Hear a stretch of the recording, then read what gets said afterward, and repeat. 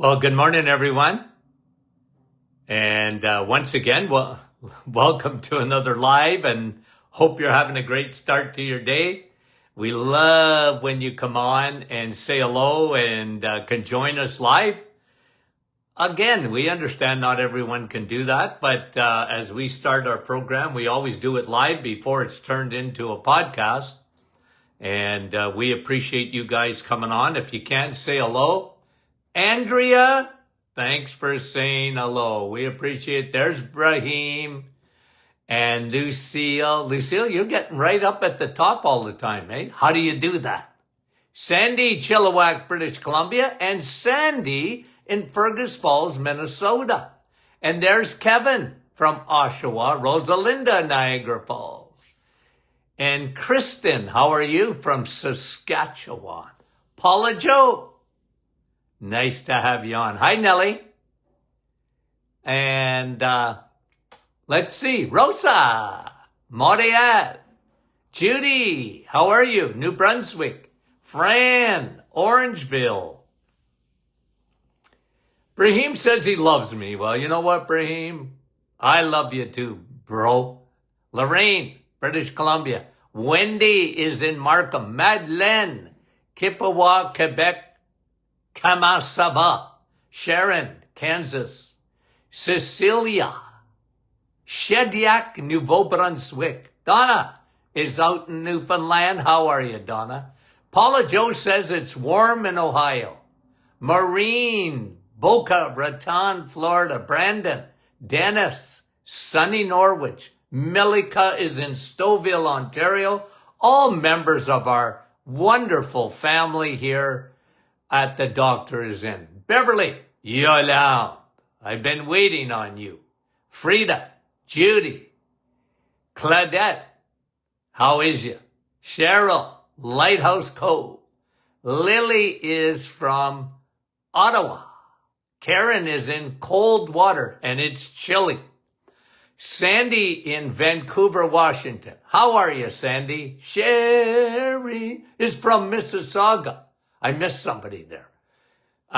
Derek, how are you? And Kathy is in Arkansas. How are you, Kathy? Ornella and Maria and Donna, love you dearly. Denise in Oakville. Janine and Sharon. Carol in West Virginia. Oh man, I feel like singing. You have no idea. Maggie in Philly. Well, how are you?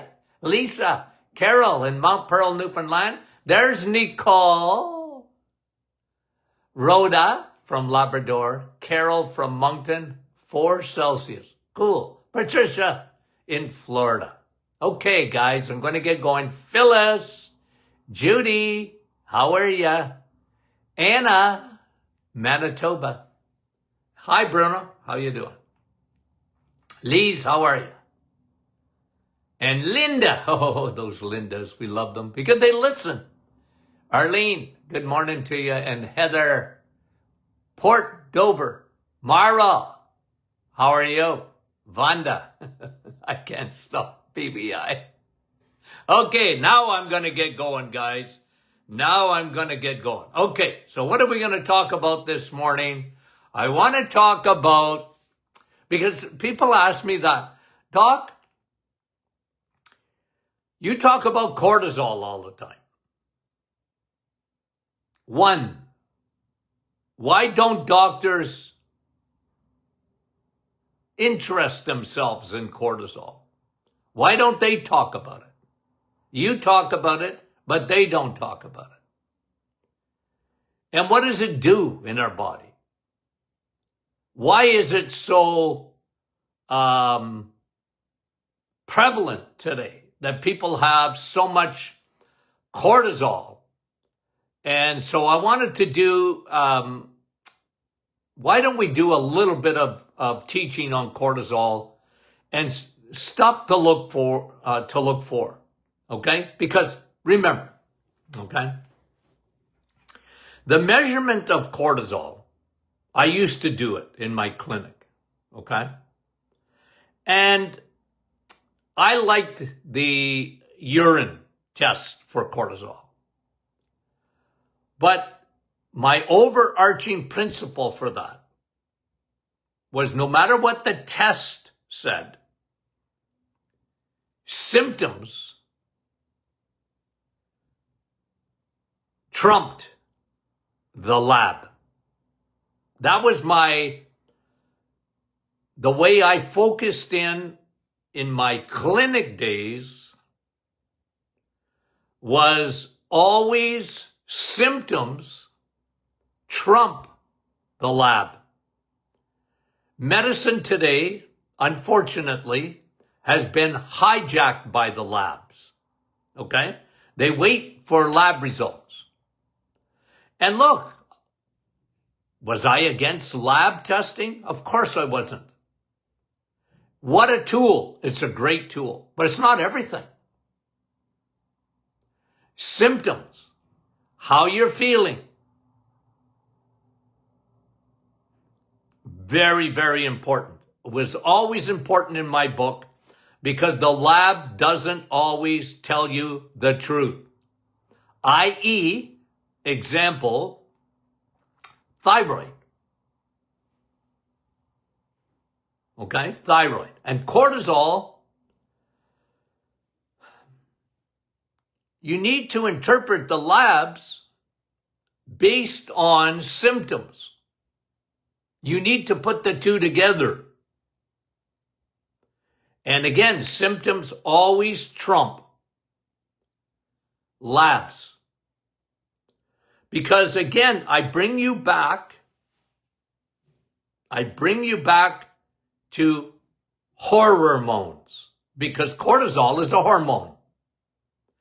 And cortisol pours gasoline on the fire of hormones. It can mess you up big time. It can mess you up because it can mess you up. Think of any area in your body, and cortisol, when it doesn't get regulated, can do a lot of things in the body. It pours gasoline on hormones. Okay? And that's really important to understand. So let's go over some of the symptoms, because I think this is important.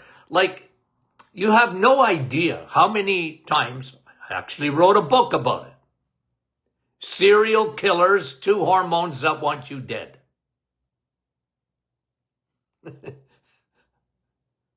We wrote that. My son and I wrote it in 2011 on the 100th year anniversary of the Martin Clinic. Okay? What a book to write. 2 hormones that want you dead. And you know, when I put out serial killers, the title, a lot of people were Googling us at the time and thinking we were talking about, you know, murderers, serial killers. So people that were really into that, they were Googling us, and then they found out, oh, they're talking about hormones. Who's interested in that? But tens of thousands of people bought the book because they were wondering. And I talked about insulin and cortisol. And we live in a different world today. Now, I've been talking about cortisol for a long time, because you have to go back to the very first book I wrote on chronic fatigue syndrome. The very first one. And cortisol was very much involved in that book, because I was talking about chronic fatigue syndrome is adrenal gland exhaustion. Adrenals is what releases cortisol. It was exhausted because cortisol is meant to have a part-time job. When we give it a full-time job, you become tired but wired. Okay? Now, let's go over some of the symptoms. A lot of times, okay, the low-hanging fruit of cortisol is sleep. Okay? It's affected big time by cortisol. Because remember what cortisol is. Cortisol is a stress hormone. Cortisol gets your blood sugar going. Cortisol gets your blood pressure going. Cortisol gets your metabolism going. It wakes you up in the morning. And the cortisol, again, is meant to have a part-time job, not a full-time job. And it goes along with your circadian rhythm. And that's not a big, it's a big word, but here's what it means, right? Like your cortisol's up in the morning because you're waking up. And then if everything is going right in your body, cortisol is going way down at nighttime to allow you to get into a good REM sleep, a good recuperative sleep, and the 5 stages of sleep. Sun, steak, steal, and sleep. The book I wrote, okay? You see the sleep at the bottom. Okay. So, cortisol is meant to have a part-time job. Today, it has a full-time job. And remember, I'm bringing you back when I wrote the books, Serial Killers, 2 Hormones That Want You Dead. I wrote that book after years of testing cortisol, and it was getting worse and worse and worse and worse in my clinic. I was seeing so much more cortisol than I ever did. So the first thing usually that it affects is sleep. Now you might fall asleep, but you usually don't stay asleep because you're wired. It wakes you up. A lot of people wake up 2 or 3 o'clock in the morning. They can't get back to sleep. What is that? Cortisol. Cortisol. And again, it should be as low as possible. But for a lot of people, it really affects their sleep. And cortisol is high. You don't sleep. You don't sleep. Cortisol is high. The fact that you're not sleeping even drives cortisol higher.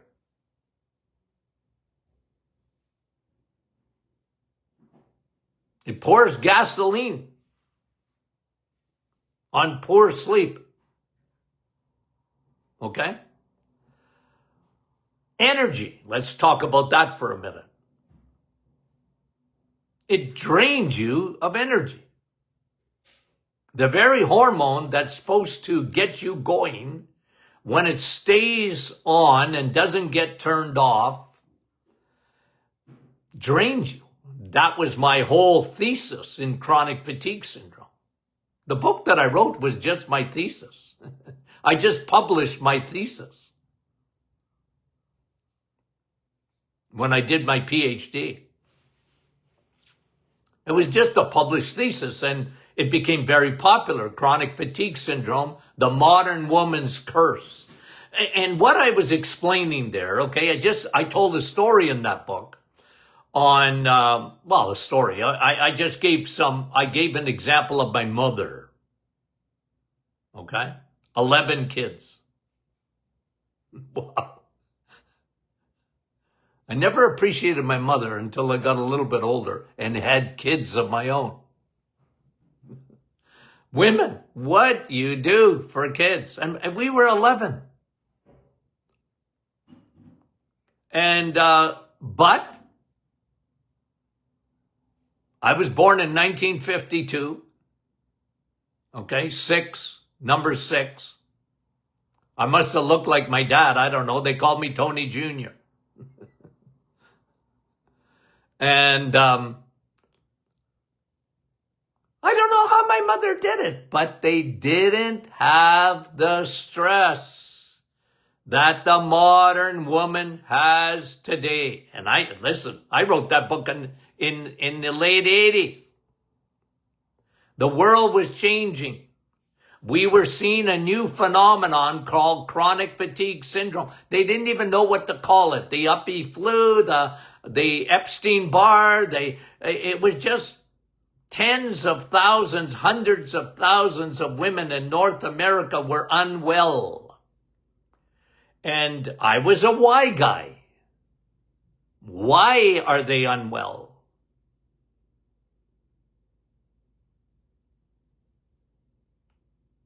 I wrote about it. It became very personal with me because my wife, the mother of my children, she got very unwell. And, I remember, I've told you this story before, but for the new folks that listen and watch us, I remember because I wrote this book, I probably did, and I'm not exaggerating, 300 or 400 interviews in a couple of years after writing that book. Radio, TV. There was no podcast in those days. But I traveled everywhere with the publicist got me on all these shows, including Canada AM and some big shows in the United States. And, just because people were interested, they knew chronic fatigue was around. Nobody knew much about it. And, I was in a debate format one time on, public radio in the United States. And this doctor said, it's all in their head. Women. Okay? A male doctor. Hello? It's all in their head, he said. It's hysteria. And little old me, the nice thing about it was an open line radio show on public radio. Huge audience in the United States. And you should have heard the women calling in to call that quack.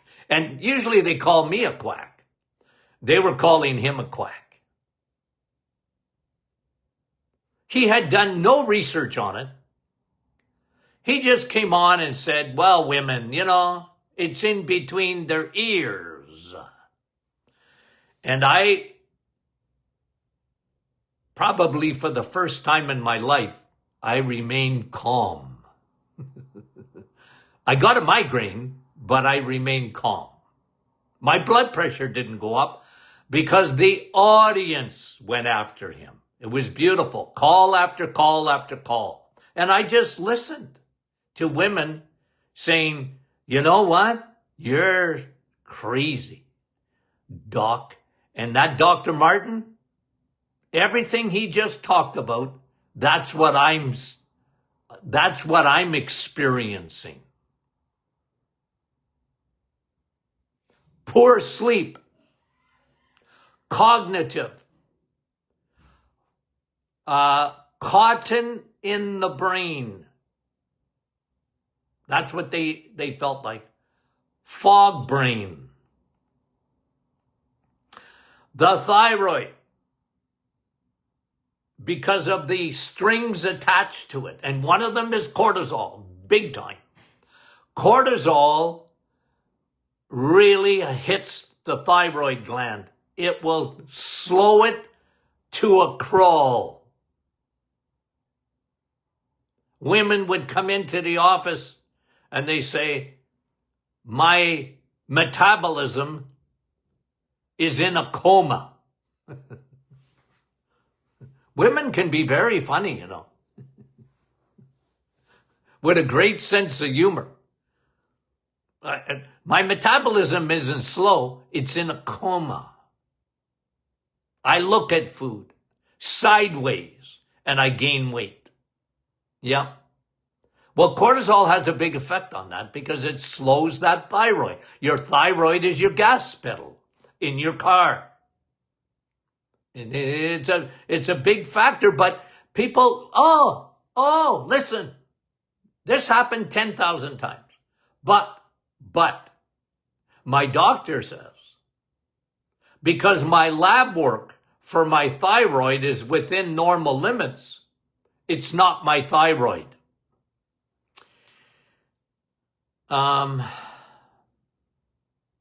What did I say about lab work? Okay? The TSH. It's normal. Yeah, but the numbers are from here to eternity. Don't rely only on numbers. That's why so many millions of women, every year, they get misdiagnosed and mistreated. And by the way, it can happen to men, but men ain't that complicated. Women, you're complicated, okay? And I don't care if you get offended by that. You're complicated. Men are not complicated.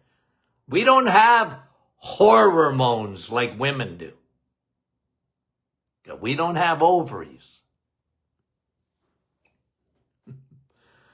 Cortisol affects us. I know it can affect men, of course. When men have adrenal glands too. But the thyroid don't get affected the same way. And so you can feel more anxious. Man, that's a big issue today. What was I reading? Some statistic the other day. I think I brought it up at the conference I was at on mental health in Tennessee. Like, young people. What is a 20, 30, and then up to 50% in their lifetime will be on SSRIs. Women in particular will be on antidepressants and anti-anxiety medications? Why?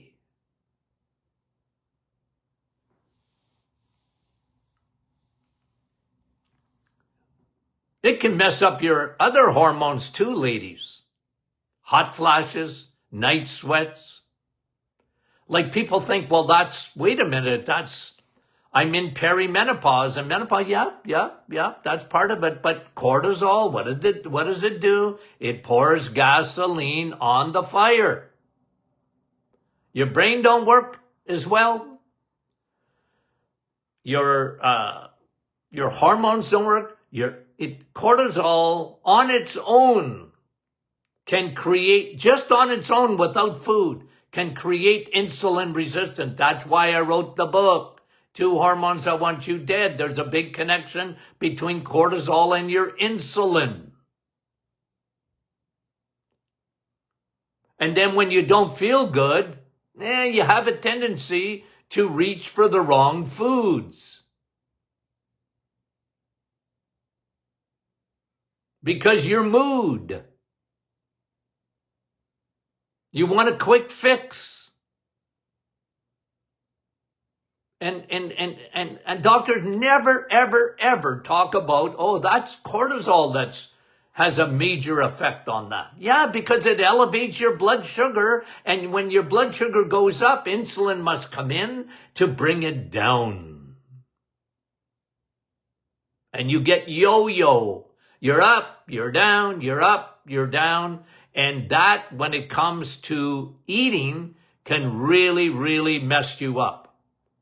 And then cortisol is a diversion. Because remember, okay, think of cortisol like this, because I do this all the time. That's cortisol. It affects your 10th cranial nerve. It affects your gut. The brain-gut connection.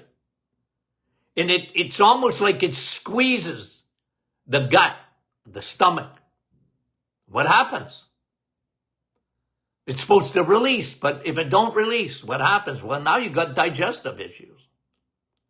Because the body is in to fight or flight, not rest and digest. It's into fight or flight. You know, on your phone, you got airplane mode. You get no data.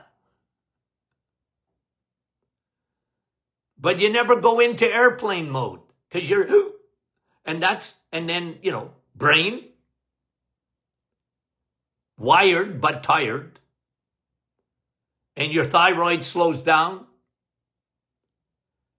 Your digestion, the blood is diverted from the gut to your muscles because you want to fight or run.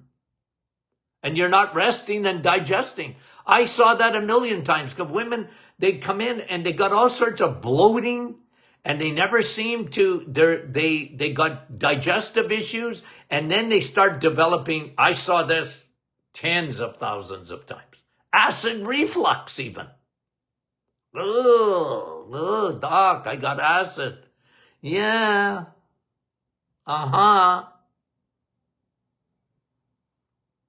Your stress hormone, cortisol. You know what it also pours gasoline on? Pain. Inflammation. It pours gasoline on it. What do you think fibro is? Cortisol pouring gasoline on inflammation.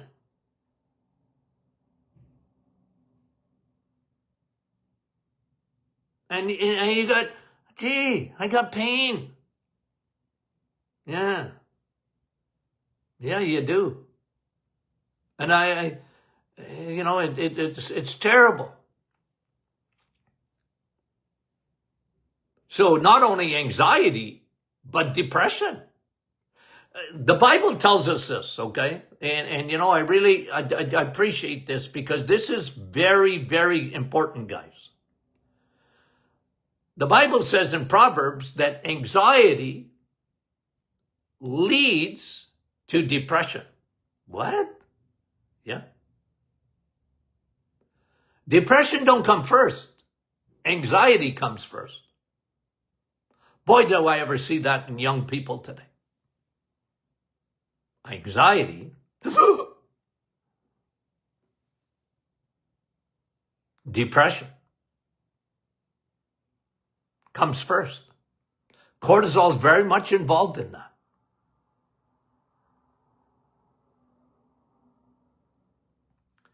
And your mood sort of catches you off guard to some extent. You know, all of a sudden you're irritable and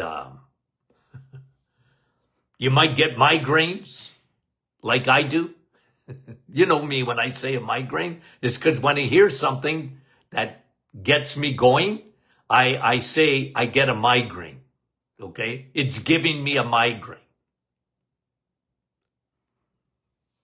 But that's just an expression I use. But I treated tens of thousands of women with migraines. And, cortisol is pouring gasoline on that thing. Okay? You know another thing that happens with cortisol? Your immune system gets depressed. It's suppressed. Because again, it's think of it, okay? You're into fight or flight.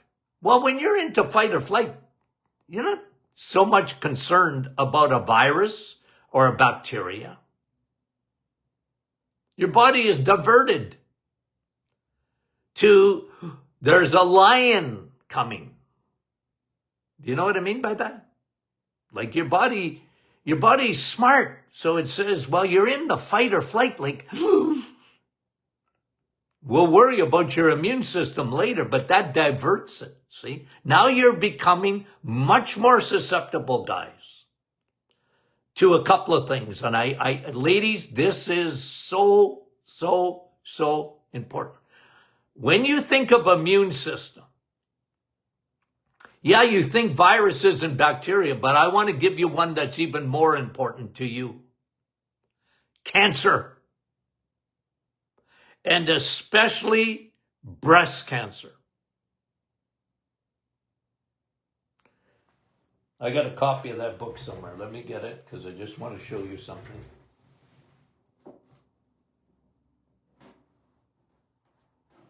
Come on, where is it? Oh, here it is. Excuse me. You guys are so good. Okay, see this book? Okay. I know the writing is upside down for you, but okay. You know what I wrote in this book?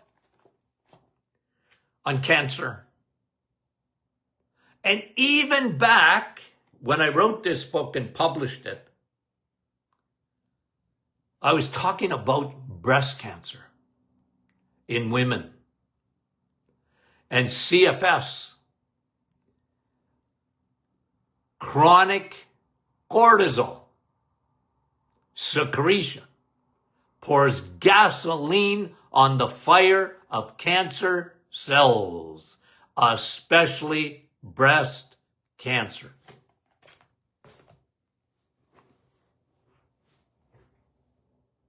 Yep. Because usually with breast cancer, ladies, it's a perfect storm. And where are we today? I just want to prove my point. Where are we today?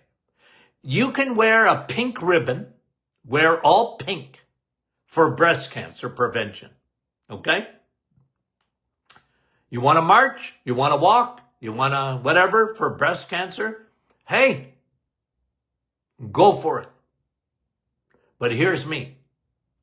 They, the Cancer Society, are looking for love in all the wrong places. Because they don't even bring in stress. It's all in their heads. It's genetics. Your mom had breast cancer. That makes you more susceptible. You know, I always say genetics loads the gun, but diet and stress pull the trigger. It's a perfect storm. Too much estrogen, too much insulin, and too much cortisol. Because it doesn't get turned off. Did I miss any other symptoms? Right?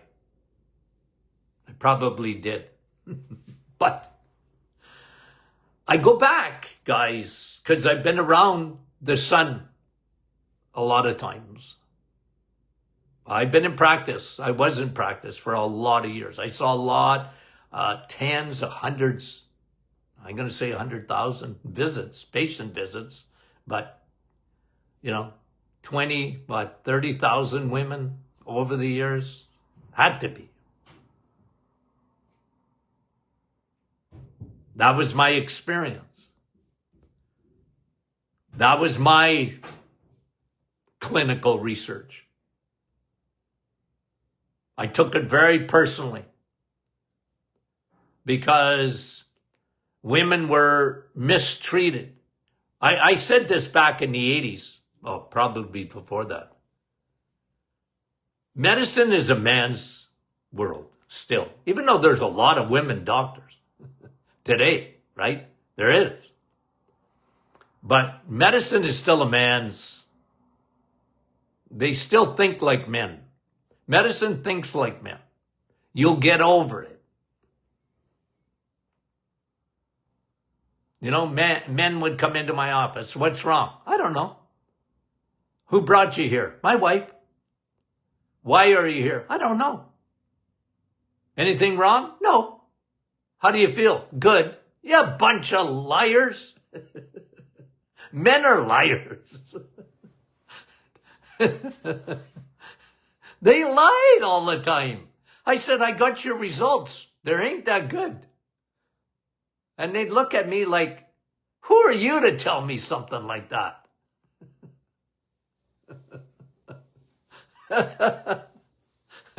I always laugh because I'm a man, right? And I just said, you guys, unbelievable. I said, the next time you come in, bring your wife. She's going to tell me everything. Because you're not telling me anything. What's wrong? Nothing. That's a man. I said, well, did anybody tell you you're on the Titanic? No. Well, you are. Anyway. Okay, guys. I had to talk about it because somebody asked me in a question. And it's not even Q&A Friday, but that's tomorrow. So send your questions in. Okay? Not too late. info@martinclinic.com. Get your questions in. And if you get a chance, guys, on Facebook, you can share this episode, by the way. If you're thinking about someone, okay, you can share it. And the more you share it, the more Facebook shares it. It's called their algorithms. Don't ask me what that means. That's what they tell me, okay? When they see you sharing it, they share it even more. That's why this show becomes like, right now we have 226 people on with us. By noon, it'll be 10,000 a day. And then the podcast, even more. That's you guys. What could I do without this audience? I'd be talking to myself. I do that sometimes. Okay. Love you. Talk to you soon.